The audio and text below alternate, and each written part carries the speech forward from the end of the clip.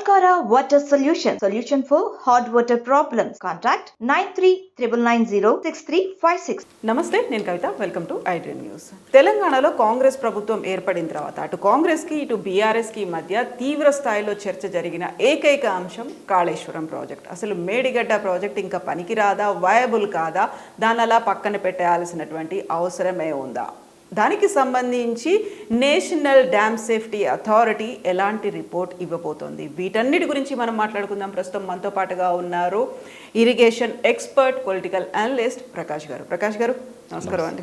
So మనం water గురించి మాట్లాడుకుంటున్నప్పుడు చాలా కీలకమైనటువంటి అంశం కాళేశ్వరం మేడిగడ్డ ప్రాజెక్ట్ సంబంధించి. దాంట్లో బోల్డ్ అన్ని అనుమానాలు ఉన్నాయా, అపోహలు ఉన్నాయా, లేకుంటే అవన్నీ ఆరోపణల చివరికి అది ఇంకా పనికి రాదు అనేటువంటి స్థితికి ఎందుకు చేరుకుంది? ఈ ఇష్యూస్ అన్నిటినీ రేవంత్ సర్కార్ ప్రాపర్గా అడ్రస్ చేయగలిగిందా? సరిగ్గా ఎన్నికల కంటే ముందు, అంటే అక్టోబర్ 21 అందరు ఎన్నికల ప్రచారంలో ఉన్నప్పుడు ఆ మేడిగడ్డ పియర్స్ అనేటివి కుంగినాయి. సరే, అది ఒక ఫీట్ కుంగినా కూడా మార్చాల్సిందే, అది పనికిరాదు, ఇంకా చేంజెస్ వస్తాయి. అయితే ఆ పర్టికులర్ బిట్ ఏదైతుందో మొత్తం 8 ఏమంటారు వాటిని, 8 పియర్స్ ఏమో 86 ఉంటాయి, 8 బ్లాకులు. 8 బ్లాకులో ఒక్క బ్లాక్ 7వ బ్లాక్, అంటే అట్నుంచి మహారాష్ట్ర బార్డర్ నుంచి స్టార్ట్ అవుతాయి. 8వ బ్లాక్ మహారాష్ట్ర బార్డర్లో ఉంది. దాని తర్వాత బ్లాక్లో 11 పియర్స్ ఉన్నాయి. ఆ 11 పియర్స్లలో ఈ ఒక 3 పియర్స్ మధ్యలో ఈ ప్రాబ్లం వచ్చింది. 20వ పియర్లనేమో క్రాక్స్ వచ్చాయి, కుంగింది కూడా. 21 ఏం కాలేదు. 22లో మాత్రం నిటారుగా ఒక వర్టికల్ స్ప్లిట్ వచ్చింది ఆ పియర్లో. కాబట్టి ఈ 3 పియర్స్ ఒకే బ్లాక్లో ఉన్నాయి. ఆ బ్లాక్ మొత్తం రిపేర్ చేయాలి, అంటే బహుశా దాన్ని మొత్తం డిస్మాంటిల్ చేసి కొత్త బ్లాక్ మళ్ళీ కట్టాలి అక్కడ. అంటే 86 పియర్స్లలో ఈ 11 పియర్స్ని మళ్ళీ రిపేర్ చేయాల్సి ఉంటుంది. అది అసాధ్యమైంది కాదు. కాకపోతే కాలం అది ఒక 6 months ఈజీగా తీసుకుంటుంది. ఇప్పుడున్న సమస్య ఏంటంటే, ఒకవేళ కేసీఆర్ కనుక మళ్ళీ ముఖ్యమంత్రి అయి ఉంటే వెంటనే టేకప్ చేసేవాడు, సరిపోయేది టైం. కొద్ది వెనక ముందు ఆ టైం వరకు అయిపోయేది. బట్ రేవంత్ రెడ్డి గారు వచ్చాక పార్లమెంట్లో దీన్ని ఒక ఆయుధంగా చేసుకుందాం అని అనుకున్నాడు. అనుకొని ఆయన అసలు దాన్ని పట్టించుకోలేదు కంప్లీట్గా. అసెంబ్లీలో డిబేట్స్ వరకు, బయట ప్రెస్ మీట్లలో మాట్లాడడం వరకే పరిమితం చేశాడు. దాన్ని ఒక ఎక్స్పర్ట్ కమిటీ వేసి వెళ్ళి ఆ ఎక్స్పర్ట్స్ చెప్పిన దాని ప్రకారం ఉన్న వాటిని తొలగించడం కానీ, కొత్తగా మళ్ళీ దాన్ని రిపేర్ చేయడానికి టెండర్సో లేకుంటే అదే ఎల్ఎన్టీ కంపెనీకి ఇవ్వడం కానీ ఏమీ చేయలేదు ఆయన. వాస్తవంగా చెప్పాలంటే అసలు పట్టించుకోలేదు. సిబిఐ ఎంక్వైరీ, విజిలెన్స్ ఎంక్వైరీ, ఓ పక్కన ఎంక్వైరీలు నడవాలి. ఎంక్వైరీలు నడుస్తున్నప్పుడే సైమల్టేనియస్గా రిపేర్స్ టేకప్ చేయాలి. అయితే ఫస్ట్ ఎక్స్పర్ట్స్ పోవాలి కదా. ఆయన దగ్గర 4 రోజుల నుంచి ఆ ఫైల్ ఉన్నా కూడా ఎక్స్పర్ట్స్ కమిటీ కోసం డిపార్ట్మెంటు ఆ ఫైల్ పంపించింది ఆయన దగ్గర. జనవరిలో పంపింది. ఫిబ్రవరి ఎండ్ అయినా కూడా ఆయన ఫైల్ మీద సంతకం పెట్టలేదు. మొన్న నేషనల్ డ్యామ్ సేఫ్టీ అథారిటీ వాళ్ళను రిక్వెస్ట్ చేశారు రాష్ట్ర ప్రభుత్వం తరఫున. వాళ్ళు ఏం చేశారు, 4 నెలలు టైం ఇచ్చి ఒక కమిటీ వేశారు. అంటే ఇంకా 4 నెలలు అంటే వర్షాలు స్టార్ట్ అవుతాయి. 4 నెలల వరకు కారణం కనుక్కోగలిగితే రిపేర్లు చేసేది ఎప్పుడు, కాబట్టి పుణ్యకాలం దాటిపోతుంది. ఇప్పుడు చేయాల్సింది ఏంది? సరే, నేషనల్ డ్యామ్ సేఫ్టీ అథారిటీ వాళ్ళు నిన్న వచ్చారు. నిన్నంతా మేడిగడ్డ విజిట్ చేశారు. ఈరోజు అన్నారం, సుందిల్లో విజిట్ చేస్తున్నారు. రేపు జలసౌధ హెడ్ క్వార్టర్స్, ఇక్కడ తెలంగాణ హెడ్ క్వార్టర్స్ ఇరిగేషన్ జలసౌధలో మీటింగ్ పెట్టారు. కాళేశ్వరం ప్రాజెక్టులో పనిచేసిన కింది లెవెల్ అసిస్టెంట్ ఎగ్జిక్యూటివ్ ఇంజనీర్ దగ్గర నుంచి చీఫ్ ఇంజనీర్, ఈఎన్సీల వరకు అందరూ హాజరు కావాలని చెప్పారు. రేపు వాళ్ళందరూ హాజరవుతారు. హాజరైన తర్వాత వాళ్ళ ఫైండింగ్స్ ఏంది, ఏం చేయాలంటారు, రేపు తెలుస్తుంది మనకు. బట్ ఒక్కటి మాత్రం ఇక్కడ రేవంత్ రెడ్డి అశ్రద్ధ స్పష్టంగా కనబడుతున్నది. అశ్రద్ధ వెనుక కారణం కూడా స్పష్టంగా కనబడుతున్నది. ఏంటంటే, పార్లమెంట్ ఎన్నికలలో కేసీఆర్ను బ్లేమ్ చేయడానికి, ఇదే మేడిగడ్డ అస్త్రాన్ని వాడుకోవడానికి ఆయన పరిశోధన జరపలేదు. అక్కడ నిపుణులను అపాయింట్ చేయలేదు. ఒకవేళ నిపుణులను అపాయింట్ చేసి ఉంటే ఏం జరిగేది? దాదాపు భూమిలో ఒక 30-40 ఫీట్స్ కింది పోతే తప్ప ఈ కుంగడానికి కారణం ఏందో తెలుస్తుంది. కుంగడానికి కారణం తెలిసినప్పుడు అది అవినీతికో వల్ల జరిగిందని అనరు. ఎందుకంటే అక్కడ పర్ఫెక్ట్గా జరిగింది వర్క్. అది వరదల వల్ల ప్రమాదం జరిగింది అనేది బయటకు వస్తుంది. అది బయటకు వస్తే కేసీఆర్ను టార్గెట్ చేయలేడు. అందుకే ఆయనే ఈ విషయం తెలిసే రేవంత్ రెడ్డి స్పష్టంగా తెలుసు ఇది అవినీతి వల్ల కాదు, ఇది టెక్నికల్ డిఫెక్ట్ వల్ల కావచ్చు, లేకుంటే వరదల వల్ల కావచ్చు, ఇది బయటకు వస్తుందేమో నిపుణులను అపాయింట్ చేస్తా అని చెప్పి తెలివిగా తాను అపాయింట్ చేయలేదు. డ్యామ్ సేఫ్టీ వాళ్ళు అపాయింట్ చేసినా కూడా పార్లమెంట్ ఎలక్షన్లు అయ్యేదాకా రిపోర్ట్ ఇవ్వకుండా చేశాడు. అంటే బీజేపీకి ఆయనకున్న నెక్సెస్ కూడా అక్కడ కనబడుతూ ఉంది. ఇంకోటి బీజేపీకి కూడా అది బయటికి రావడం ఇష్టం లేదు. ఎందుకంటే ఎక్కువ సీట్లు ఆశిస్తున్నది వాళ్ళు. కేసీఆర్ మీద అపప్రద ఉండాల్సిందే. ఆ అపవాదంతోనే పార్లమెంట్ ఎన్నికల్లో టీఆర్ఎస్ను మరోసారి బొందబెట్టాలి. ఇది వాళ్ళ కుట్ర. ఒకవేళ చేయదలుచుకుంటే ఈ పాటి కారణాలు తెలిసేది, దానికి రిపేర్లు కూడా స్టార్ట్ అయ్యేది. ఒకవేళ కేసీఆరే ముఖ్యమంత్రిగా ఉంటే ఆయన ఏం చేసేవాళ్ళు? ఇమ్మీడియట్గా తీసుకునే స్టెప్ ఏంటి? ఆయన ఒక 3-4 డేస్ లోపలనే ఎక్స్పర్ట్ కమిటీని అపాయింట్ చేసేవాడు. ఇక్కడ కాకపోయినా వేరే రాష్ట్రాల నుంచి ఎందుకంటే ఆయన చేసిందే కదా అది. ఎక్స్పర్ట్స్ ఆయనకేమీ డౌట్ లేదు, అక్కడ అవినీతి జరగలేదు. వాస్తవంగా మేడిగడ్డ కన్స్ట్రక్షన్లో అవినీతి లేదు. ఎందుకంత గ్యారంటీగా చెప్పగలుగుతున్నా అంటే అక్కడ ఉన్నది ఎల్ఎన్టీ సంస్థ. ₹1 ఇయ్యరు ఎవరికి. ఎల్ఎన్టీ అనేది వ్యక్తులది కాదు, సమిష్టిగా అందరి యాజమాన్యంతో జరిగేది. అది ఒక్క ఓనర్ లేడు దానికి. లార్సన్ అండ్ టర్బో అనే వాళ్ళు ఎస్టాబ్లిష్ చేసి వదిలిపెట్టి వెళ్ళిపోయారు. వాళ్ళు షేర్స్ అన్ని కూడా అలా పనిచేసే వాళ్ళకి ఇచ్చారు. అది వర్కర్స్ నడుపుతున్న కంపెనీ. అది మీరు ఎవరినైనా అడగండి, కాళేశ్వరంలో పనిచేసే ఇంజనీర్ని డబ్బులు ఇబ్బంది ఎవరు వాళ్ళకు అని అంటే ఓన్లీ ఎల్ఎన్టీ. ఎల్ఎన్టీ ఎట్టి పరిస్థితుల్లో డీవియేట్ కాదు. నేనున్నాను. సుబ్రహ్మణ్యం గారు ఎల్ఎన్టీ చీఫ్ ఎవరైతే ఉన్నారో జనవరి 1, 2019 కాళేశ్వరం ఇనాగరేషన్కు సరిగ్గా 6 నెలల 21 రోజుల ముందు కేసీఆర్ గారు కాళేశ్వరంకి వచ్చారు. ఫస్ట్ టైం హరీష్ లేకుండా వచ్చాడు. హరీష్ రావు గారు లేకుండా, ఎందుకంటే గవర్నమెంట్ మారింది, హరీష్ రావు గారు మంత్రి కాదు. సో కేసీఆర్ గారు వచ్చారు. ఆయన రావడం కూడా మొట్టమొదటిసారి. అది ఎప్పుడో శంకుస్థాపన అప్పుడు భూమి పూజ చేయడానికి వచ్చాడు డ్యామ్ కట్టే ముందు. కానీ ప్రోగ్రెస్ అంతా హరీష్ రావు గారు చూశారు. ఆయన వచ్చిన తర్వాత ఏమైంది, సుబ్రహ్మణ్యం గారిని అడిగారు, నాకు వెంటనే కావాలి, అర్జెంటుగా కావాలి. ఎందుకు అప్పుడు అర్జెంటు కావాలన్నాడు? పార్లమెంట్ ఎలక్షన్స్ వస్తున్నాయి. పార్లమెంట్ ఎలక్షన్స్ లోపల కనుక కాళేశ్వరం అయిపోయి ఉంటే తనకి ఇంకా ప్లస్ అవుతుంది అనేది కేసీఆర్ గారు ఆలోచించారు. కానీ నేను అక్కడ ఉన్నాను, మెగా కృష్ణారెడ్డి గారు ఉన్నారు, సుబ్రహ్మణ్యం గారు ఉన్నారు, అందరు ఈఎన్సీలు ఉన్నారు. ఆయన ఖరాఖండిగా చెప్పాడు, తొందర పెడితే అయ్యేది కాదు, ఇది మా టైం మేము తీసుకుంటాము. అంటే పోనీ ఎప్పటి వరకు ఇస్తావు sir? Less than 6 months impossible అని చెప్పేశాడు. ఈయన పర్పస్ నెరవేర్తలేదు కదా, పార్లమెంట్ ఎన్నికల లోపల అయ్యేటట్టు లేదు. సో అందుకని ఏం చేశాడు, సరే కానివ్వండి, మరీ ఆలస్యం చేయకండి అన్నాడు. సో వాళ్ళు 6 months తర్వాతనే కంప్లీట్ చేసి అయిపోయిందని చెప్పారు. అప్పుడు ఆయన June 21కి టైం పెట్టుకున్నాడు. కానీ ఖచ్చితంగా నేను చెప్పగలుగుతా, తొందరపాటు లేదు, అవినీతి జరగలేదు. అందరు అనుకున్నట్టు డిజైనింగ్లో కానీ స్థలాన్ని ఎంపిక చేయడంలో కానీ ఎక్కడ కేసీఆర్ గారు జోక్యం లేదు. ఆశ్చర్యకరం ఏంటంటే స్థలాన్ని ఎంపిక చేసింది ఒక గొప్ప ఇంజనీర్ టి హనుమంతరావు గారు. చనిపోయారు ఆయన. ఈఎన్సీ ఉమ్మడి రాష్ట్రంలో ఈఎన్సీగా ఎన్టీ రామారావు గారికి అప్పుడు ఆ సేవలు అందించిన వ్యక్తి. తిరుగులేని నాలెడ్జ్ ఆయనది. చాలా గొప్ప ఇంజనీర్ ఆయన. ఆయనే కదా ఫస్ట్ అక్కడ మేడిగడ్డ దగ్గర బ్యారేజ్ ప్రపోజ్ చేసింది.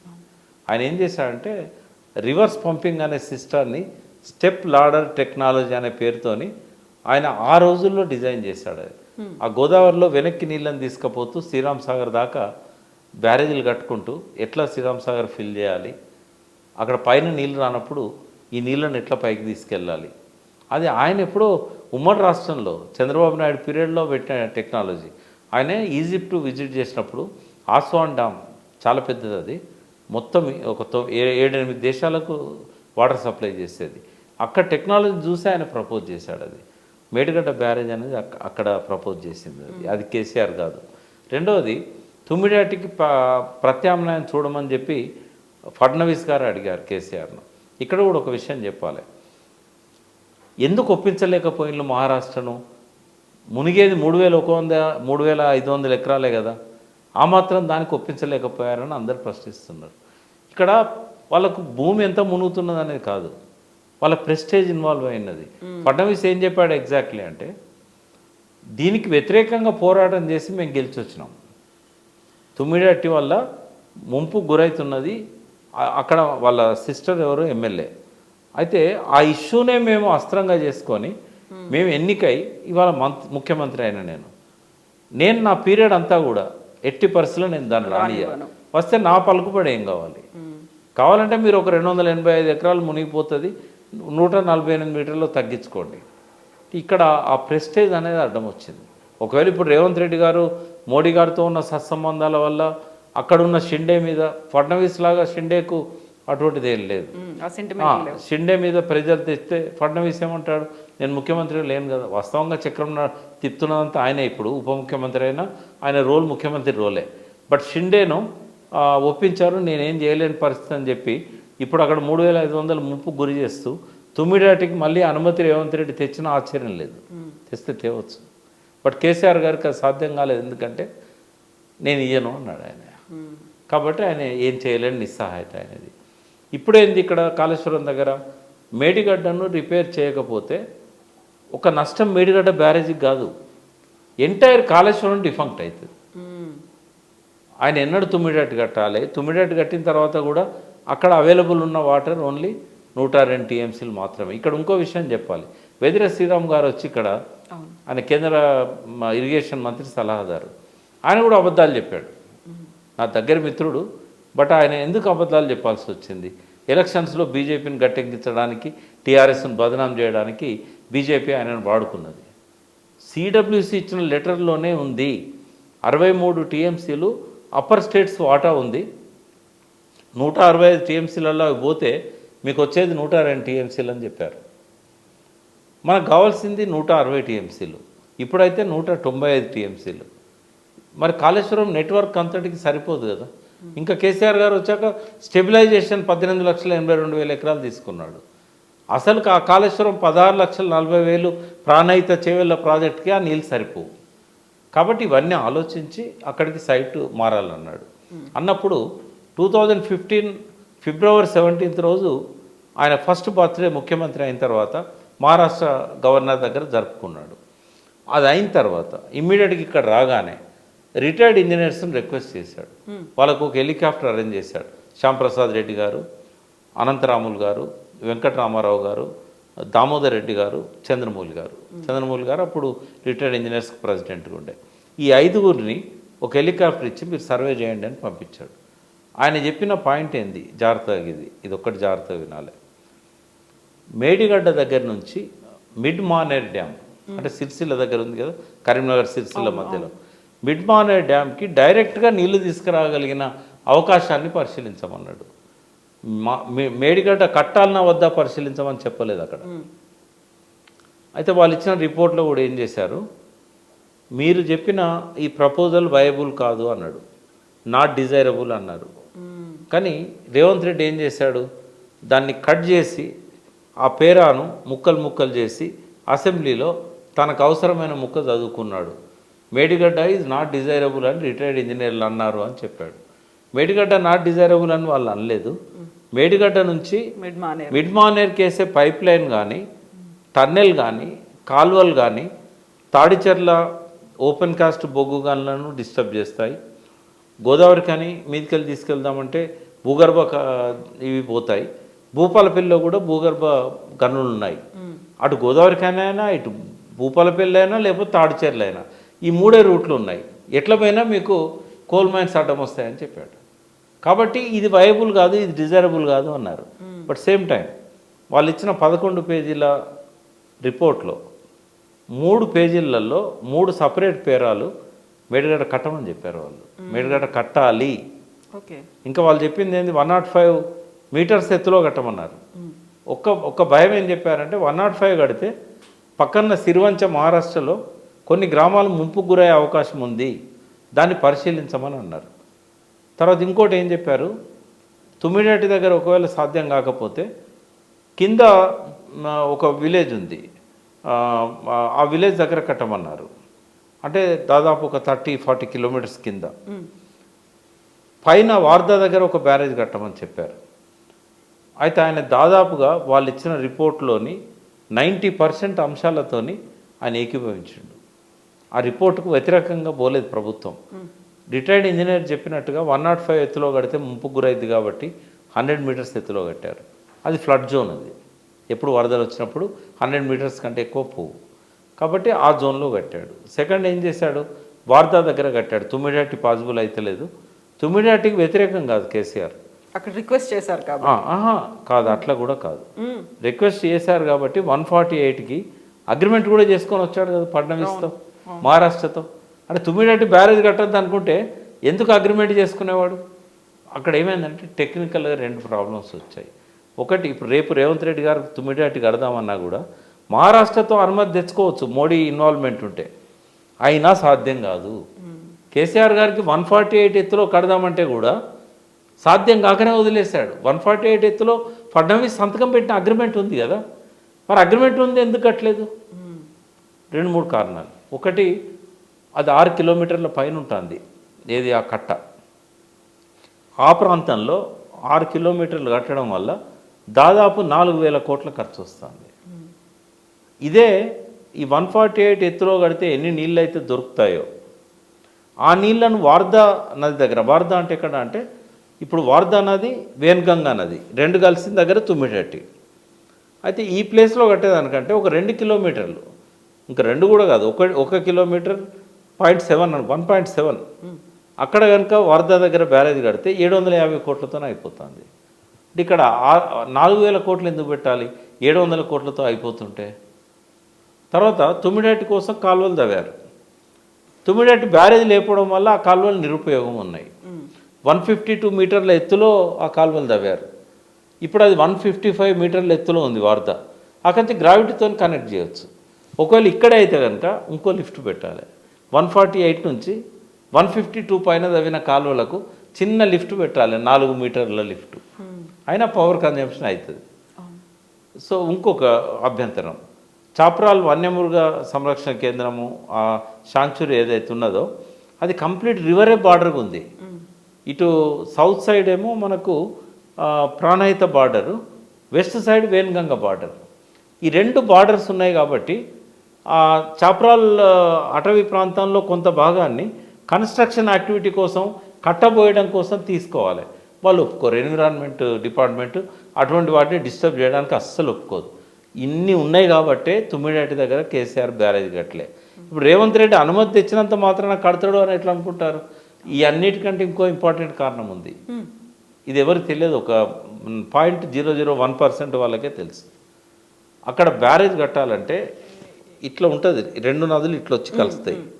ఈ పద్ధతిలో బ్యారేజ్ 40 డిగ్రీస్ యాంగిల్లో కట్టాలి. ప్రపంచంలో ఎక్కడ లేదు అట్లా బ్యారేజ్, ఎక్కడ లేదు. దానికి స్క్యూ అనే ఒక పద్ధతి ఉంటుంది, SKEW. ఆ పద్ధతిలో ఇటువంటి కాడ బ్యారేజ్ కట్టాలని ఉంది 40 డిగ్రీస్లో. కానీ ప్రపంచంలో ఇప్పటివరకు ఎవరు కట్టలే. అంటే ఒక ప్రత్యేకమైన డిజైన్ని తీసుకురావాలి, ప్రత్యేకంగా ఇంజనీర్లను తీసుకురావాలి, అది ప్రయోగం అవుతుంది. అది నిలబడుతుందో లేదో తెలియదు. ఇన్ని ఇబ్బందులు అవరోధాలు ఎందుకు? కింద నీళ్లు ఉన్నాయని చెప్తున్నది 240 మనకు 264 టీఎంసీల వాటర్, 284 టీఎంసీల వాటర్ అవైలబుల్ ఉందని CWC చెప్పింది. అక్కడ నుంచి తెచ్చుకోక మనకి ఇబ్బంది ఏంది? ఇప్పుడు తుమ్మిడేటి దగ్గర ప్రాణహిత ఉంది, కాళేశ్వరం దగ్గర ప్రాణహిత ఉంది.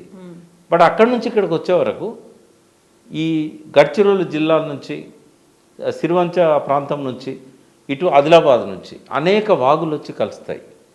కలవడం వల్ల ఇక్కడ నీళ్ళు ఎక్కువ అవైలబుల్ ఉన్నాయి. ఈవెన్ మానేరు కూడా, ఉత్తర తెలంగాణ నుంచి ప్రవహించే మానేరు కూడా తర్వాతనే కలుస్తుంది కదా. ఈ అన్నిటి వల్ల మనకి ఇంకో 100 టీఎంసీలు ఎక్కువ దొరుకుతున్నాయి అక్కడ. అందుకని కేసీఆర్ అష్యూర్డ్ సోర్స్ అని చెప్పి దాన్ని సెలెక్ట్ చేసుకున్నాడు. ఇప్పుడు రేవంత్ రెడ్డి ఒకవేళ తుమ్మిడేటి దగ్గర అతి కష్టం మీద ఇవన్నీ అధిగమించి కట్టినా కూడా చాలా ప్రజాధనం వృధా అవుతుంది. ఆల్రెడీ వార్దా దగ్గర బ్యారేజ్ కోసం CWC దగ్గర పెండింగ్ ఉంది.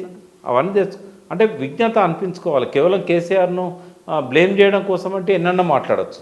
కానీ తెలంగాణ ప్రయోజనాలు కాపాడాలనుకున్నప్పుడు నిపుణులతో కూర్చొని ఈ విషయాలన్నీ ఆయన అర్థం చేసుకోవాలి. ఎందుకంటే నేను ఆయనను బ్లేమ్ చేయదలుచుకోలేదు. అవగాహన లోపం ఉంది. ఎవరికి సంపూర్ణ అవగాహన ఉండదు. ముఖ్యమంత్రి అయినంత మాత్రాన సర్వజ్ఞుడు అవుతాడు, ఆయన కాడు కదా. కాబట్టి ఆయన తెలుసుకోవాలి, ఇంజనీర్లతో కూర్చోవాలి, మాట్లాడాలి. ఎందుకు సాధ్యం కాదు, పర్మిషన్ ఇస్తే ఎందుకు మనం ఆడ కట్టకూడదు, నీళ్ళ అవైలబిలిటీ ఎక్కువ ఉంది, మేడిగడ్డను ఎందుకు రిపేర్ చేయాలి, కాళేశ్వరం మొత్తానికి ఒక గుండెకాయ లాంటి మేడిగడ్డను కాపాడుకుంటే వచ్చే ప్రయోజనం ఏంది?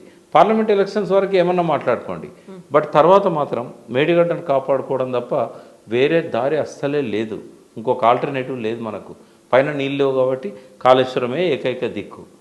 ఇంకా ఇందులో ఇప్పుడు మీరు పార్లమెంట్ ఎన్నికల దాకా ఏమైనా మాట్లాడుకోవచ్చు, కేవలం ఎన్నికలే ఎజెండాగా చూడాలా, లేకుంటే అక్కడ ప్రజలు ఉన్నారు, పొలాలు ఉన్నాయి, తాగునీరు కావచ్చు, సాగునీరు, వీటన్నిటికీ ఒక ఆల్టర్నేట్గా చేయాలి, లేకుంటే అక్కడ ఉన్నటువంటి వాటర్ని సద్వినియోగం చేసుకోవాలి అంటే ఏం జరగాలి? మీరు మంచి సలహా ఇచ్చారు, ప్రశ్న అడిగారు. వాస్తవంగా రాజకీయంగా ఒకరినొకరు బ్లేమ్ చేసుకోవచ్చు, వాళ్ళు ఏమన్నా వాగ్వివాదాలు మాట్లాడుకోవచ్చు, ఆరోపణలు నిందలు ఏమన్నా చేసుకోవచ్చు, కానీ రైతులను బలిపెట్టొద్దమ్మా. ఇవాళ పొలాలు నాట్లేసుకున్నారు, ఎందుకంటే గత 4 సంవత్సరాల నుంచి కేసీఆర్ గారు అలవాటు చేశారు. వర్షాకాలంలోనే చెరువులన్నీ నింపడము, అవి రబీ పంటలకు యాసంగి పంటలు అంటారు తెలంగాణలో, యాసంగి పంటలకు ఆ చెరువుల నుంచి నీళ్ళు ఇవ్వడము, వాగుల నుంచి ఇవ్వడము, వాగులలో చెరువులలో నీళ్లు నింపడం వల్ల భూగర్భ జలాలు పెరగడము, బోర్లలో సమృద్ధిగా ఉండడం, ఇట్లాంటివన్నీ ఆయన చేశాడు. ఈసారి అది జరగలేదు. ఎలక్షన్ల వేడి వాడి మేడిగడ్డది ఇవన్నిటి వల్ల జరగలేదు. ఇప్పటికైనా ఒక 15 రోజుల నుంచి నెల రోజుల లోపల కాఫర్ డ్యామ్ కట్టుకొని, చిన్నదే కట్టాలి, గోదావరి మొత్తం అడ్డంగా కట్టాల్సిన అవసరం లేదు, మేడిగడ్డలాగా 1.6 కిలోమీటర్స్ అక్కర్లేదు, నీళ్ళను డైవర్ట్ చేయడానికి చిన్న కాఫర్ డ్యామ్ కడతారు. ఇప్పుడు ఎట్లయితే ఆ పియర్స్ దగ్గరికి నీళ్లు పోకుండా ఎట్లయితే కడుతున్నారో అట్లా ఒక చిన్న కాఫర్ డ్యామ్ కట్టి, ఆ కన్నెపల్లి పంప్ హౌస్ అనేది కాళేశ్వరం దగ్గర ఉంటుంది. మేడిగడ్డ కాళేశ్వరానికి 20 కిలోమీటర్ల పైన ఉంటుంది డిస్టెన్స్. ఒక 5-10 కిలోమీటర్ల పైన కనుక చిన్న కట్ట కట్టుకుంటే కాఫర్ డ్యామ్, ఆ నీళ్ళు ఆగుతాయి. ఆ నీళ్ళతోని 11 పంపులు ఎత్తిపోసుకోకపోయినా ఆ నీళ్ళ యొక్క పరిమాణం ఎంత ఉంటుందో చూసి ఆ మేరకు వచ్చిన నీళ్ళను వచ్చినట్టు కనుక 1 పంపు 2 పంపులో 3 పంపులో వాటితో ఎక్కడ పొలాలు ఎండుతున్నాయో అక్కడికి సిస్టమ్ అంతా ఇంటాక్ట్ ఉంది. వాళ్ళకి అనుమానం ఏంటంటే అన్నారం పాడవుతుంది, సుందిల్ల పాడవుతుంది, రేపు నీళ్లు నింపితే అదేమన్నా అవుతుందేమో, మొన్న డ్యామ్ సేఫ్టీ వాళ్ళు నీళ్ళను ఖాళీ చేయమన్నారు. ఇప్పుడు అన్నారంలో ఒక 3-4 టీఎంసీలో నీళ్లు ఉండే, ఖాళీ చేయమన్నప్పుడు పాజిటివ్గా ఆలోచించేవాడు కేసీఆర్ ఉంటే ఏం చేసేవాడు తెలుసా? ఖాళీ చేయమన్నారు కదా, పంపింగ్ చేసేవాడు పైకి. పంపింగ్ చేసినా ఖాళీ అయింది కదా. పంపింగ్ చేస్తే ఏం లాభం జరిగేది? ఈ 4 టీఎంసీలు ఎల్ఎండీలో మిడ్ మానేర్లో ఉండేది, పంటలు ఎండిపోకుండా కాపాడుకునేవాడు. రేవంత్ రెడ్డికి ఆలోచన లేదు, ఆ తపన లేదు, ఎవరి సలహాలు అడగలే. డ్యామేజ్ అయిన మేడిగడ్డ దిక్కు వదలమని చెప్పాడు. అంటే రేపు ఈ నీళ్ళ వల్ల మేడిగడ్డ ఇంకేమైనా డ్యామేజ్ అయితే అది కూడా కేసీఆర్ ఖాతాలో వేయొచ్చని. అంటే ఒకటి నీళ్లను వృధాగా సముద్రంలోకి పంపాడు, రెండవది పొలాలు కాపాడుకోవడానికి వచ్చిన మంచి అవకాశాన్ని ఉపయోగించుకోలేదు. మేడిగడ్డ డ్యామేజ్ కావాలని కోరుకున్నాడు. అంటే ఎవరైనా పాలకులు ప్రజలను బలిపెట్టే విధంగా వాళ్ళ రాజకీయ తగువులను పెంచుకోవద్దు. మీకు మీరు ఎన్నన్నా కొట్టుకొని తిట్టుకోండి, ప్రజలకు అనవసరం అది, కానీ ప్రజల విషయంలో మాత్రం వాళ్ళని బలిపశువులను చేయొద్దు. అది జరిగింది ఆ ప్రయత్నం. ఇప్పటికైనా ఉత్తమ్ కుమార్ రెడ్డి గారు నేను అభినందిస్తాను, ఎందుకంటే లాస్ట్ 1 వీక్ నుంచి బహుశా మేడిగడ్డకు బీఆర్ఎస్ బృందం పోయిన తర్వాత వాళ్ళు చేసిన విమర్శలు కావచ్చు, ఆ పర్యటనలో వాళ్ళు చెప్పిన మాటలు కావచ్చు, ప్రజలను కొద్దిగా కన్విన్స్ చేసేటట్టు ఉన్నాయి. దాన్ని దృష్టిలో పెట్టుకొని వెంటనే ప్రభుత్వం దిగి వచ్చింది. 4 నెలల దాకా మేము ముట్టము, పార్లమెంట్ ఎన్నికల తర్వాతనే అన్నవాళ్ళు వెంటనే సమీక్షలు జరిపి మధ్యంతర రిపోర్ట్ అడిగి, ఇప్పుడు ఎక్కడెక్కడ కాళేశ్వరం నీళ్ళ ద్వారా అంటే ఎంత డబ్బు ఖర్చు పెడితే ఎంత ఎక్కువ కొత్త ఆయకట్టుకు నీళ్ళు ఇవ్వగలుగుతాం, ఇప్పుడు చేయాల్సిన పనులేంటి, ఫోకస్ చేయాల్సినవి, వీటన్నిటి మీద వెంటనే నాకు రిపోర్ట్ ఇవ్వండి అని అన్నాడు. అంటే కదిలింది ప్రభుత్వం, అది వెల్కమ్ చేయాలి మనం. ఎన్ని తిట్టుకున్నా ఎంత బ్లేమ్ చేసుకున్నా పనులు జరగాలనేది ఉత్తమ్ కుమార్ రెడ్డి గారి ఆకాంక్ష. నేను ఆయన అభినందిస్తాను. ఒక పాజిటివ్ మూవ్ దీన్ని కంటిన్యూ చేయాలి.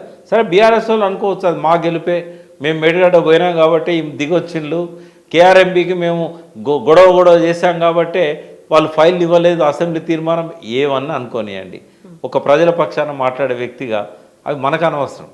ప్రజలకు మేలు జరగాలి, ప్రాజెక్టులు నిలబడాలి ఇవి. కాకపోతే కాళేశ్వరం మీద ఇంకా కొన్ని ఆరోపణలు, ఇది వయబుల్ కాదు అని. ఎందుకంటే ₹1 ఖర్చు పెడితే రిటర్న్ వస్తుంది మనకు 52 పైసలు అనేది, విద్యుత్ ఖర్చు విపరీతంగా ఉంది అనేది. ఇక్కడ ఏం జరిగిందమ్మా, కాగ్ అనేది ఏదైతే ఉన్నదో వాళ్ళు ప్రతి దానిలో లాభ నష్టాలే చూస్తారు. వాళ్ళ పని ఏంది లెక్కలు చేయడమే కదా, అకౌంటెంట్ జనరల్. ఎంత పెడితే ఎంత వస్తుంది, ఎంత పెడితే ఎంత వస్తుంది. అయితే ఇలా చాలా చిక్కులు ఉంటాయి. ఫస్ట్ ఏంటంటే లిఫ్ట్ ఇరిగేషన్ ప్రాజెక్టులల్లో ఈ లాభ నష్టాలు చూడొద్దు. ఎందుకంటే వేరే మార్గం లేక గత్యంతరం లేక మనం ఈ లిఫ్టులు పెట్టుకుంటున్నాం. సాగునీటి ప్రాజెక్టులకు వచ్చిన వైబిలిటీ లిఫ్ట్లకు రాదు. అట్లని చెప్పి కాళేశ్వరం వైబుల్ కాదు అని చెప్పడానికి లేదు. కాగ్ రిపోర్ట్లో కొన్ని పొరపాట్లు వాళ్ళు అంటే పూర్తిగా అంచనాకు రాక, అన్ని పరిశీలించక, సంబంధిత వ్యక్తులతో నిపుణులతో మాట్లాడక రికార్డు బట్టి వాళ్ళు ఒక అంచనాకు వచ్చారు, ఇది 0.52 అని. అంటే రూపాయి పెడితే 52 పైసలు. ఇప్పటికి ఐజాన్ టుడే ఇదే డిపార్ట్మెంట్ కాగిచ్చిన ఈ ప్రతి విమర్శకు ప్రతి దానికి ఎక్స్ప్లెనేషన్ ఇస్తూ పర్ఫార్మెన్స్ రిపోర్ట్ అనేది తయారు చేసి కాగ్కు రిప్లై ఇచ్చింది. ఆ రిప్లైల ప్రకారమే నేను మాట్లాడతా. రూపాయి 51 రిటర్న్ ఉంటుందమ్మా. ₹1 ఖర్చు పెడితే రూపాయి 51 రిటర్న్ ఉంటుంది. అయితే కాగ్ తీసుకున్నది ఏంటి అంటే అప్పటి రేట్లు పరిగణలోకి తీసుకున్నారు. 2015 డిపిఆర్ అది. కేసీఆర్ గారు కాళేశ్వరం రిపోర్ట్ ఇచ్చింది 16లో అక్కడ మెన్షన్ చేసిన ధాన్యం ధరలు 14-15 సంవత్సరాలది crop season and crop report. అయితే ఆనాటి ధరలకును 2023-24 నాటి ధరలకు తేడా ఉందా లేదా? మరి ఇవాళ ధరలం కదా వాళ్ళు అంచనా వేయాల్సింది. ధరలు అంటే ఆదాయం, అది కాళేశ్వరం ద్వారా రైతులకు వచ్చే ఆదాయం. పాత ధరలను తీసుకోవడం వల్ల ఆదాయాన్ని తగ్గించారు. తర్వాత ఎలక్ట్రిసిటీ ఛార్జెస్ ₹3 పర్ యూనిట్ అని లెక్క కట్టారు. అదృష్టవశాత్తు ₹2.50 పర్ యూనిట్ చొప్పున సోలార్ కంపెనీస్ అగ్రిమెంట్ చేసుకున్నాయి గవర్నమెంట్తో. అంటే అందులో మెన్షన్ చేసిన దానికంటే 50 పైసలు తగ్గినాయి. దాన్ని పరిగణలోకి తీసుకోకుండా యూనిట్కి ₹6 లెక్క కట్టారు. యూనిట్కి ₹6 లెక్క కట్టి 10,000 కోట్లు అయితే అని చూపెట్టారు. అంటే ఖర్చు పెంచుకుంటాం ఏంది కాదు. ఇంకా దారుణం ఏంటంటే కాళేశ్వరం కోసం చేసిన అప్పులు, వడ్డీలు, ఆ వడ్డీలన్నీ కూడా ఈ ప్రాజెక్ట్ రిపోర్ట్లో కలిపారు. ఇది సాంప్రదాయానికి విరుద్ధం.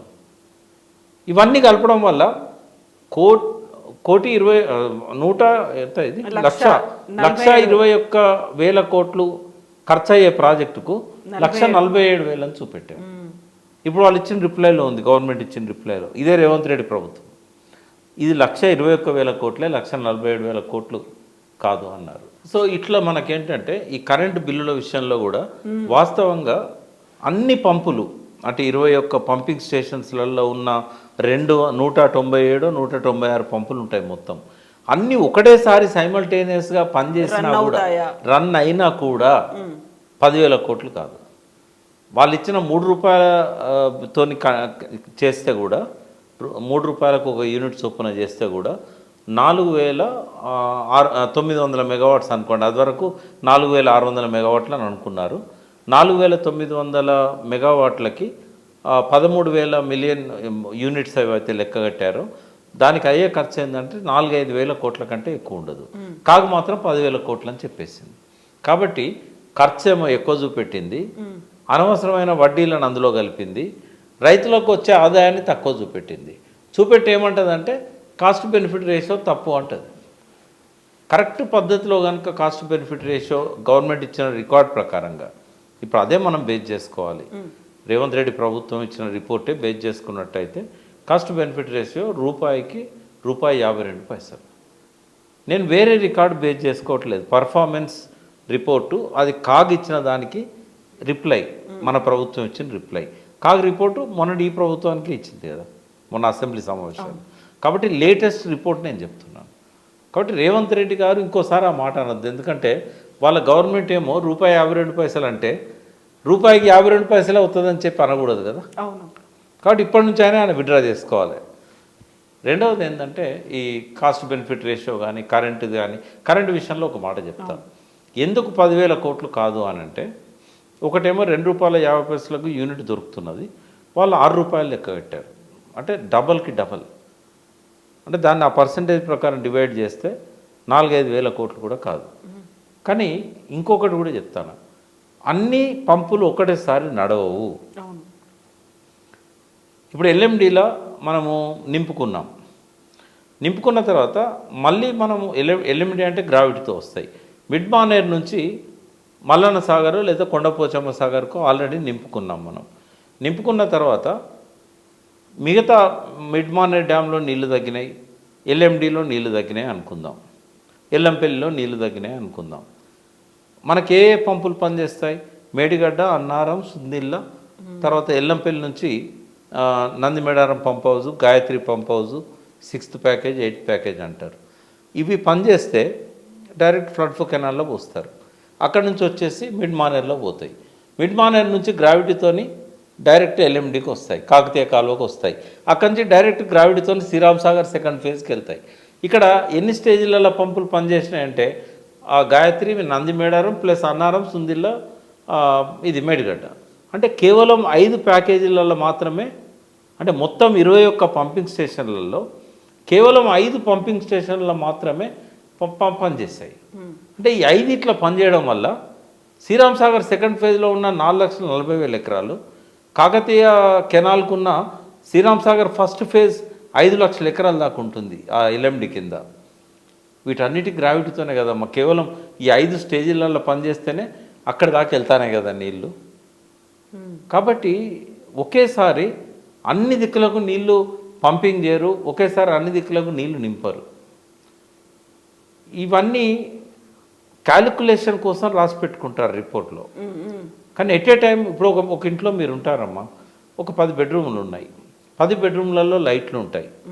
అన్నీ ఒకసారి వేస్తే ఎంత బర్డెన్ పడుతుందో దాన్ని బట్టి మీరు 3 ఫేజో తర్వాత మీటర్లో కెపాసిటీయో ఇవన్నీ మీరు పెట్టుకుంటారు. కానీ మీరిద్దరే ఉన్నారు, అవసరం లేదు కదా. మీరు ఏం చేస్తారు? ఒకటే బెడ్రూమ్లో మీ ముందు హాల్లో మీ కిచెన్లో లైట్స్ వేసుకుంటారు. అన్ని రూములలో ఏసీ లాంచ్ చేయరు కదా. సేమ్ కాళేశ్వరం కూడా అట్లనే అన్నీ కూడా పెట్టుకుంటారమ్మా స్టాప్ గ్యాప్ అరేంజ్మెంట్ కోసం. ఒకవేళ అతి తీవ్రమైన కరువు వచ్చింది, 2-3 సంవత్సరాల దాకా మనకు నీళ్ళు వచ్చా, వర్షాలు పడలేదు, అటువంటప్పుడు ఎట్లా ఉపయోగించుకోవాలని చెప్పి అంత సిస్టమ్ రెడీ చేసి పెట్టుకున్నారు. ఇప్పుడు 3rd టీఎంసీ అని పెట్టుకున్నారు, 3వ ఎక్స్ట్రా టీఎంసీ. ఇప్పుడు ఈ పంపింగ్ స్టేషన్స్ అన్నిటి కెపాసిటీ పెంచారు. పంపింగ్ స్టేషన్స్ అన్నీ 3rd టీఎంసీ ఒకటేసారి ఎత్తిపోసుకోవాల్సిన అవసరం ఉండదు. పైనుంచి వరదలు వస్తున్నాయి, శ్రీరామ్ సాగర్ నిండింది, అసలు ఏ పంపు కూడా ఆన్ చేయరు కదా, నీళ్ళే కిందికి వదిలిపెట్టాల్సిన పరిస్థితి వస్తుంది కదా. అంటే ఇటువంటివన్నీ కూడా పరిగణలోకి తీసుకోకుండా సంవత్సరానికి 10,000 కోట్లు వస్తుంది. తర్వాత ఈ పంపుల లెక్క కూడా ఎట్లా చేస్తారంటే మొత్తం సంవత్సరం అంతా ఈ పంపులు నడుస్తాయా? 120 రోజులు ఆ పంపులు నడిచే కాలం, దాని వరకే దాన్ని కౌంట్లోకి తీసుకోవాలి. జనానికి అవగాహన లేదు కాబట్టి కొంతమంది దుర్బుద్ధితోని బ్లేమ్ చేయడానికి ఈ రకమైన కన్ఫ్యూజన్ అంతా కూడా క్రియేట్ చేసి పెట్టుకుంటున్నారు. అటువంటి ప్రమాదం ఏం లేదు. ఇంకోటి ఏంటంటే బోర్లన్నీ ఆ టైంలో ఆన్ చేయాల్సిన అవసరం ఉండదు. కాలువల ద్వారా నీళ్ళు వస్తుంటే 11 లక్షల బోర్వెల్స్ ఉన్నాయి ఈ ఆయకట్ లోపల. వాటిలలో వాడే కరెంట్ అంతా కూడా ఆదా అవుతుంది. ఆ ఆదాయ కరెంటు దీనికి ఉపయోగపడుతుందని అనుకోవచ్చు. ఎందుకంటే దానికి ఏమి ఫ్రీ కరెంట్ కదా, రైతులకు మనం వాళ్ళు బోర్ లాంచ్ చేసుకుంటే ఫ్రీగా ఇవ్వాలి కదా, అక్కడ ఫ్రీగా ఇచ్చే బదులు ఇక్కడ ఇస్తున్నాం అని అనుకోవచ్చు. ఇట్లాంటివి చాలా ఉన్నాయి. ఇంకోటి రాత్రిపూట 10 గంటల నుంచి పొద్దున 6 గంటల దాకా పవర్ అవసరం ఉండదు. ఈ ఇండస్ట్రీస్లలో ఏమైనా భారీ పరిశ్రమలు 3 షిఫ్ట్లలో నడిచేటి నాట్ ఈవెన్ 5% కూడా లేవు మన తెలంగాణలో. వాటికి మాత్రమే 3వ షిఫ్ట్ కరెంట్ అవసరం. అందరం లైట్లు బంద్ చేసుకుంటాం మధ్య 10 తర్వాత. కానీ కరెంటు ఉత్పత్తి చేసే కేంద్రాలు రామగుండం కానీ, పాల్వంచ కానీ, థర్మల్ పవర్ స్టేషన్స్, కొత్తగూడెం కానీ, భూపాలపల్లి కానీ, పాల్వంచ, ఇవన్నీ కూడా 24 గంటలు పవర్ జనరేట్ చేస్తూనే ఉంటాయి. మీరు వాడకపోతే ఏమవుతుంది? ఎవాపరేట్ అయిపోతుంది. ఆ ఎవాపరేట్ అయ్యే పవర్నే జాగ్రత్తగా ఈ నీళ్ళని ఎత్తిపోసుకోవడానికి వాడుకోవచ్చు కదా. అప్పుడు కరెంట్ బిల్లు ఎందుకు వస్తాయి? ఇటువంటివన్నీ చర్చ ప్రజల్లోకి వెళ్ళిపోవాలమ్మా. వెళ్ళిపోతే వాళ్ళకి అర్థమవుతుంది కరెంటు బిల్లులు అంత మనం భయపడాల్సినంత అవసరం లేదు అనేది వాళ్ళకి అర్థమవుతుంది. ఇంకొక పాయింట్ కూడా, అవినీతి బాగా జరిగింది. ఇప్పుడు ఎలక్షన్లలో అస్త్రమే అది కదా కాంగ్రెస్ చేసింది. నేను ఒకటి చెప్తున్నాను, ప్రజలు నమ్మిళ్ళమ్మా. ప్రజలు ఎందుకు నమ్మిళ్ళు అంటే, ఒకవేళ బీఆర్ఎస్ నాయకులు మేము నిజాయితీ పరులం, మేము అవినీతి పరులం కాదు అని వాళ్ళు అనుకున్నట్టయితే వాళ్ళ ప్రవర్తన, వాళ్ళ వ్యవహార శైలి, వాళ్ళ జీవన విధానం, వాళ్ళు ఉండే గృహాలు, ఇవన్నీ కూడా సడన్గా మారిపోయినాయి కదా.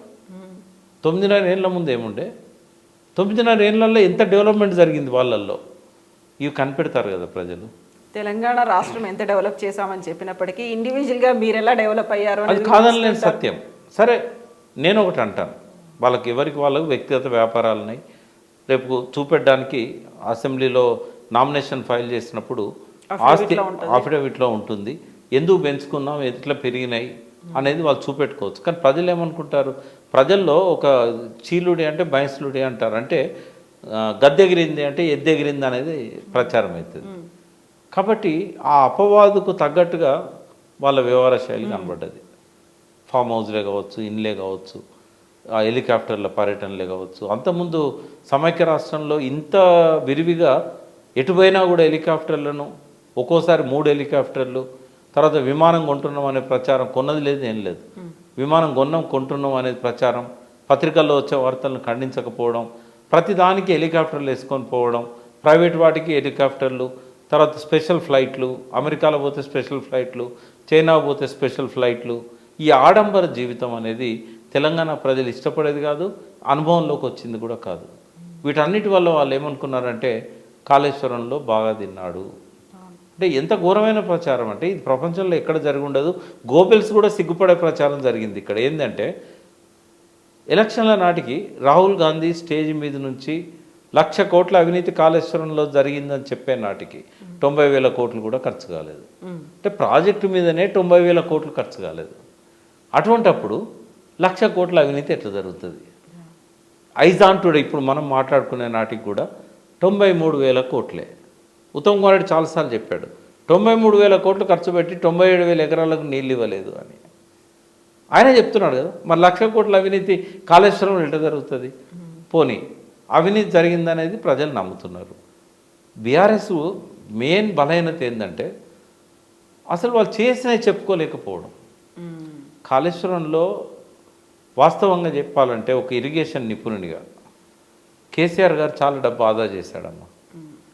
అన్నెసరిగా పోయే డబ్బును ఆదా చేశాడు. అక్కడ అవినీతి ట్రెడిషనల్గా నాగార్జునసాగర్ ప్రాజెక్టు కట్టినప్పటి నుంచి కాళేశ్వరం దాకా కూడా పర్సంటేజ్లు ఉంటాయి, ఎవరెవరికి ఎంత ఇవ్వాలనేది. అంతకు భిన్నంగా ఏమి అవినీతి జరగలేదు. అర్థం చేసుకుంటారు ప్రజలు, ఇంతకంటే చెప్పలేను నేను. అబ్నార్మల్ అవినీతి కాళేశ్వరంలో జరగలేదు. ట్రెడిషనల్గా ఎంత జరుగుతూ వచ్చిందో అంత జరగవచ్చు. అది ఇక్కడ జరిగింది ఏంటి అంటే ఎందుకు పెరిగింది మరి అంచనా వ్యయం 40,000 కోట్లు ఉండే 2010లో 40,000 కోట్ల నుంచి 2016లో కాళేశ్వరం ప్రాజెక్ట్ డిపిఆర్ సమర్పించినప్పుడు 80,000 కోట్లు చేశారు. 6 సంవత్సరాలలో ఎందుకు 80,000 కోట్లు అయింది? అందరిలాగా నేను చెప్పా. ఎందుకంటే 2007లో రాజశేఖర రెడ్డి గారు సబ్మిట్ చేసినప్పుడు 17,800 కోట్లతో ఇచ్చాడు. కేవలం 19 నెలల్లోనే 38,000 కోట్లకు పెంచాడు. అంటే 2 సంవత్సరాల డబుల్ అయినప్పుడు 6 ఏళ్ళ డబల్ కాదా అని చెప్పి నేను మాట్లాడాను. వాస్తవంగా ఎందుకు పెరిగిందో నేను చెప్తాను. ఒకవేళ కేసీఆర్ గారు కనుక ఆ లాజిక్ తీసుకొని రాజశేఖర రెడ్డి గారు 2 ఏళ్ళకే డబల్ చేశాడు, నేను 6 ఏళ్ళకి డబల్ చేశాను అని చెప్పి అదే ప్రాజెక్టును నేను 16,40,000కు నీళ్ళు ఇచ్చే ప్రాజెక్ట్నే 80,000తో కట్టడానికి కారణం కాస్ట్ పెరిగిందని చెప్పొచ్చు. కానీ ఆయన చెప్పలే. అట్లా ఎన్ని అడిషన్స్ అయినాయో చెప్తాను మీకు నేను. నంబర్ 1 ఏంటంటే 14 టీఎంసీల రిజర్వాయర్లనే 16 టీఎంసీలు అనుకోండి. అప్పుడు రాజశేఖర రెడ్డి ప్రభుత్వం ప్రతిపాదించింది 16 టీఎంసీల రిజర్వాయర్లు సరిపోదని చెప్పి కేంద్ర జలసంఘం చెప్పిన తర్వాత సిడబ్ల్యూసి 147 టీఎంసీల రిజర్వాయర్లు కట్టాలని చెప్పేసి ప్లాన్ చేసుకున్నారు. 141 టీఎంసీల రిజర్వాయర్లకు ఒక గంధమల్ల రిజర్వాయర్ అనేది 9 టీఎంసీల ఉంటుంది. 130 టీఎంసీలకు సరిపోను స్టోరేజీ ఆల్రెడీ వచ్చేసింది. అంటే 16-17 టీఎంసీలకు ఎంత ఖర్చు అవుతుంది రిజర్వాయర్లకు? దానికి 8-9 రెట్లు కెపాసిటీ ఉన్న దానికి ఎంత ఖర్చు అవుతుంది. కాబట్టి ఇది మేజర్గా పెరిగిందమ్మా ఈ ల్యాండ్ అక్విజిషన్స్. ఇప్పుడు మల్లన్న సాగర్ ల్యాండ్ అక్విజిషన్ అప్పుడు ఎంత గొడవలు అయినాయో మనం చూసాం. అయితే ఇక్కడ అందరికి తెలవాల్సింది ఒకటి ఉందమ్మా. అప్పుడు ఏం చేశారంటే 55,000 ఎకరాలు ల్యాండ్ అక్విజిషన్ చేయాలనుకున్నారు. అనుకొని ఏం చేశారంటే ఎకరానికి 2 లక్షల రూపాయలు లెక్క కట్టారు. ఎకరానికి 2 లక్షల రూపాయలకి ఏ రైతాన్ని ఒప్పుకుంటాడు? తెలంగాణ వచ్చినాక 1 to 2 ఇయర్స్ లోపలనే విపరీతంగా రేట్లు పెరిగినాయి. ఎంత ఇవ్వాల్సి వచ్చిందంటే మినిమం 6 లక్షలు, మ్యాక్సిమం 12 లక్షలు ఇవ్వాల్సి వచ్చింది. 12 లక్షలు ఇస్తారంటే కూడా అది వాళ్ళకి సరిపోదని చెప్పి రేవంత్ రెడ్డి కోదండరాం పోయి ధర్నాలు చేసిన సందర్భం మనం చూసాం. వాళ్ళు చేసిన తప్పని నేను అన్నా. రైతులకు ఇంకా బెనిఫిట్ కావాలి. ఎందుకంటే కళ్ళ ముందు ప్రైవేటు వ్యక్తులు వచ్చి 20 లక్షలకు 30 లక్షలకు ఎకరం కొంటా ఉంటే గవర్నమెంట్ 12 లక్షలు ఇచ్చినా 6 లక్షలు ఇచ్చినా ఆ తప్పు అని చెప్పి అన్నది నేను దాన్ని వ్యతిరేకించాను. ప్రజల కోసం వాళ్ళు ఆ రోజు కొట్లాడిళ్ళు. గవర్నమెంట్ తను చేయగలిగినంత చేసింది. కోర్టులో పోయిన్లు, పిటిషన్లు వేసిండ్లు. అది వాళ్ళ హక్కు. అది ఆ హక్కును ప్రతిపక్షాలుగా వాళ్ళు బలపరిచినాయి. బట్ మీకు తెలుసు అక్కడ 12 లక్షలు ఇస్తానంటేనే మీరు అడ్డుపడ్డారు. అంటే ఎంత పెరిగిందో మీకు తెలిసి 2 లక్షలు అక్కడ రికార్డులో కనబడుతుంది. అంటే 40,000 కోట్ల ప్రాజెక్టులో ఎకరానికి 2 లక్షలు పెడితే మీరే 12 లక్షలు సరిపోవన్నారు. అంటే ఎంత పెరిగింది? 55,000 ఎకరాల లక్షల చొప్పున ఎంత పెరిగింది?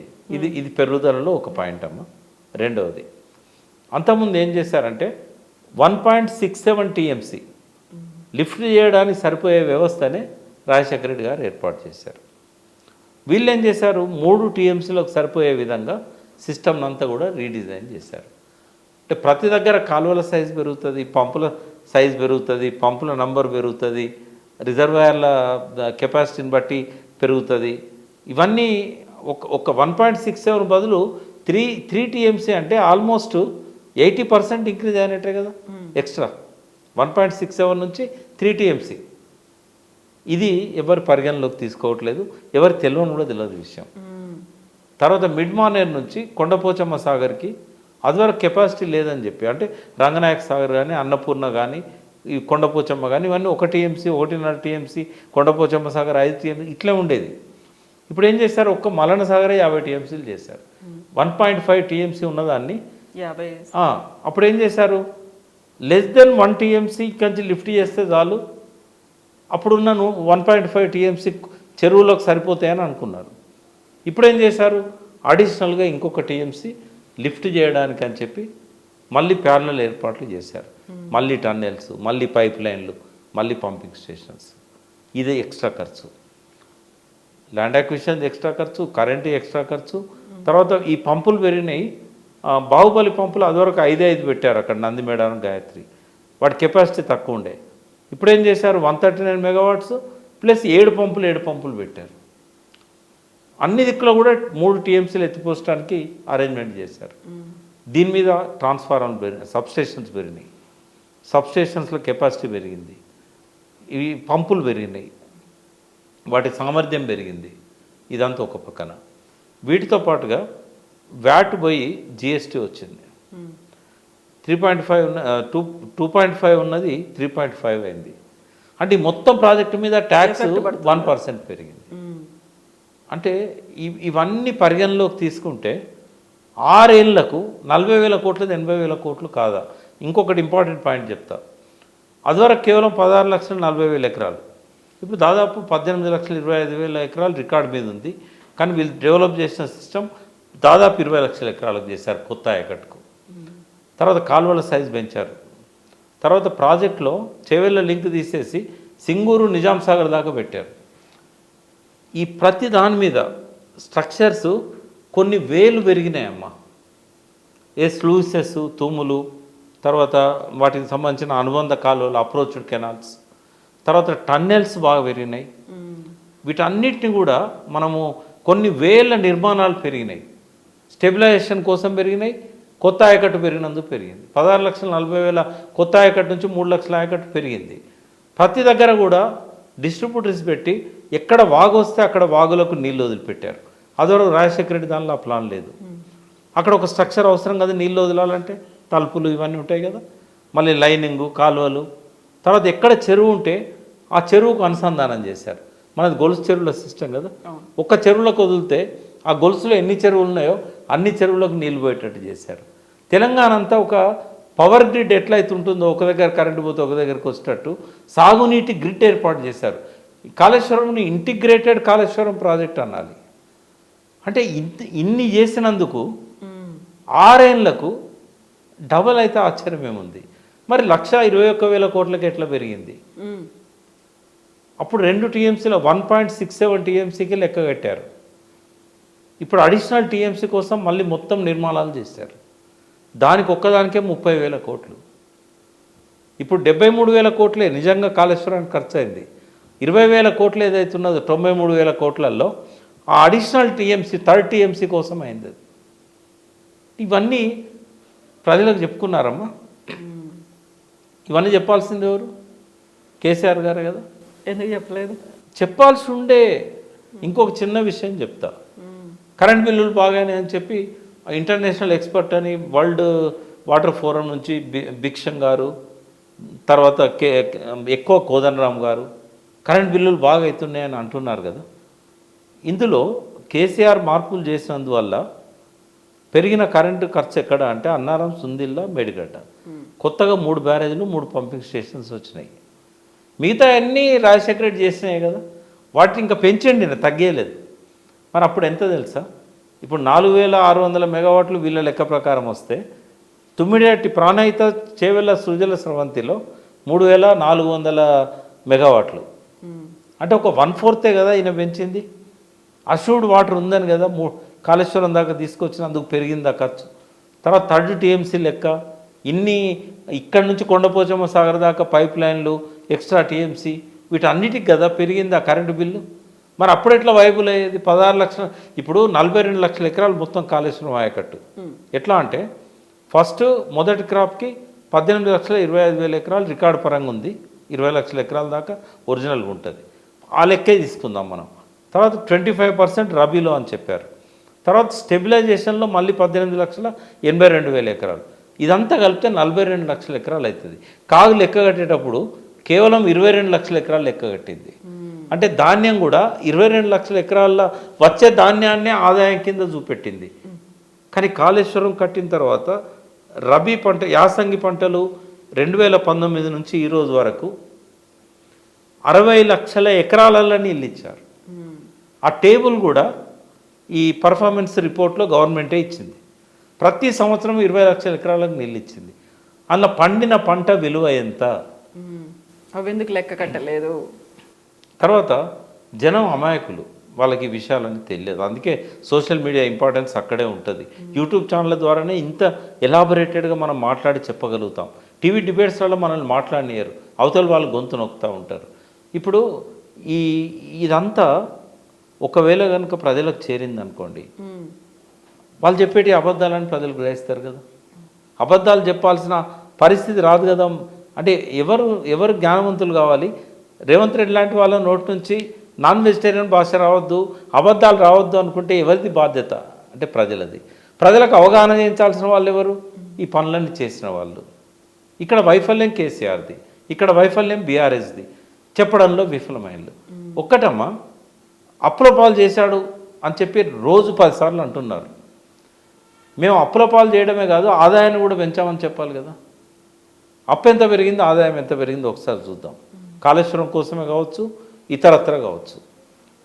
ఈ 2014లో కేసీఆర్ గారు ముఖ్యమంత్రి అయిన రోజు 59,000 కోట్లు రాష్ట్ర ఆదాయం. రేవంత్ రెడ్డి గారు ప్రమాణ స్వీకారం చేసే నాడు 2 లక్షల కోట్లకు పైన. అంటే ఆయన ప్రమాణ స్వీకారం చేసిన డిసెంబర్ 31 వరకు లెక్క తీసుకుంటే 10 నెలల్లో వచ్చిన, జనవరి 31 వరకు 10 నెలల్లో వచ్చిన ఆదాయం 2 లక్షల కోట్లు. ఇంకా ఫిబ్రవరిది, మార్చిది నేను కౌంట్ చేయట్లేదు. అంటే 59 లక్షల కోట్ల నుంచి, 1000 కోట్ల నుంచి 2 లక్షల కోట్లకు ఆదాయం ఎట్లా పెరిగింది? అప్పు తీసుకొచ్చి ప్రాధాన్యత రంగాలు, ఉత్పత్తి రంగాల మీద పెట్టినందుకే కదా. సేవా రంగానికి కావాల్సిన ఇన్ఫ్రాస్ట్రక్చర్, ఐటీ కంపెనీస్కి కావాల్సినవి, ఫ్లైఓవర్స్ కావచ్చు, అండర్ పాస్లు కావచ్చు, ఇవన్నీ చేస్తేనే కదా. ఇక్కడ వచ్చి సేఫ్ జోన్ అని చెప్పేసి ట్రాఫిక్ జామ్లు ఉండవు. బెంగళూరులో విపరీతంగా ట్రాఫిక్ జామ్లు ఉన్నాయి.